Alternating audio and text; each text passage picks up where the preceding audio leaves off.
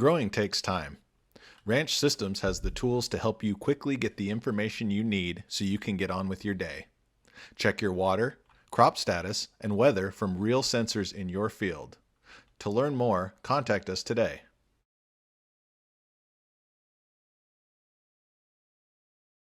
Hello, I'm Matthew Malcolm with California Ag Network, reporting to you here today with Thomas Greci, General Manager of Madera Irrigation District. It's a real pleasure here, right in his backyard, pretty much, right? We just had a groundwater recharge meeting. A bunch of farmers gather and talk about their experience with recharge this season. We've had record amount of rainfall in the winter and early spring.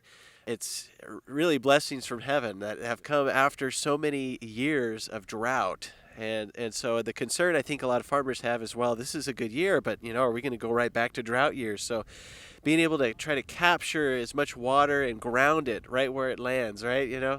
Groundwater recharge is something that farmers are getting involved in, as well as the irrigation districts have been doing this for a long time. But getting everybody on board is something new. So tell us what you're doing from the irrigation district's perspective to, shall we say, seize the day. Exactly. We do everything we can to maximize the input of the surface water in these great years into the ground. We do it through dedicated recharge basins. We've been adding to our existing recharge facilities and utilizing them aggressively in these periods. But one of the biggest changes we've done is promoting on-farm recharge.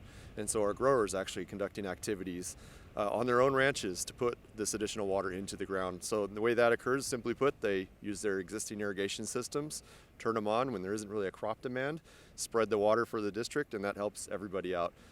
Some growers are putting in dedicated recharge facilities also, as you see here in the background, where they actually own and operate it, and they're taking water from the district. And the way we facilitate that is also providing education, working with partners such as Sustainable Conservation, NRCS, and RCDs, providing programs for our growers to utilize to help the funding, but also the education components, so they know how they can spread water, what crops can take how much water, and they can do that on their own ranches confidently in these periods.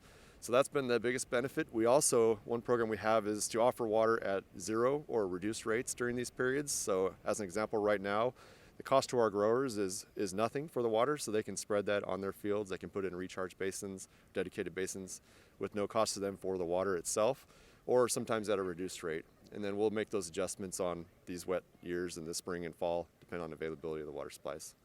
Well, that's really wonderful, because there is a cost to them in delivering that water where it needs to go, right? The energy costs. And there's a cost to you as well from the irrigation district. How's that all work? That's a very important point. The water is not free to the district, and so ultimately it ends up being paid for by the growers. We'll recover that through other programs or a crop rate during the actual peak irrigation period, or other programs we have and investments we've made. But that is an important point. A lot of times people think in these wet years that water is free, but it's not to the irrigation district. Every acre foot that comes in, we're paying the different contract rates and water rights costs and maintaining our infrastructure. We have 300 miles of canals, 150 miles of pipelines that we maintain to be able to move this water to the growers and facilitate them spreading it on their ground. So there's always costs to this water, but if we can help by putting a reduced rate or no cost for the water itself in these periods, I think that's a good help. And then do you know how long it's going to be available to them at zero cost? Yeah, that's a policy decision for our board of directors to make. We'll try to keep it going as long as possible to maximize the input, but really, ultimately, there are costs to running this water in there, and it will have to be recovered in one way or another.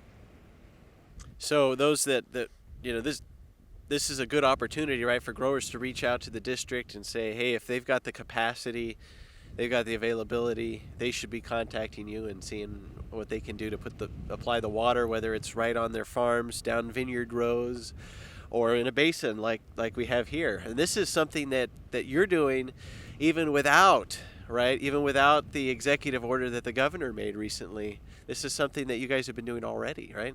Exactly. This is something the district's been doing. We've been around for over 100 years. And so our activities of importing surface water, delivering it to our growers, and recharge have all been something we've been doing for quite a bit. We're just a little more aggressive now, given the conditions of our aquifers, and trying to implement Sigma and get our aquifers back to where they should be.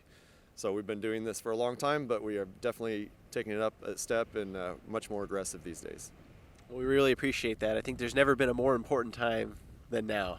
So thank you for your good work. Read more about these things in our publications. I'm Matthew Malcolm, CaliforniaAgNet.com.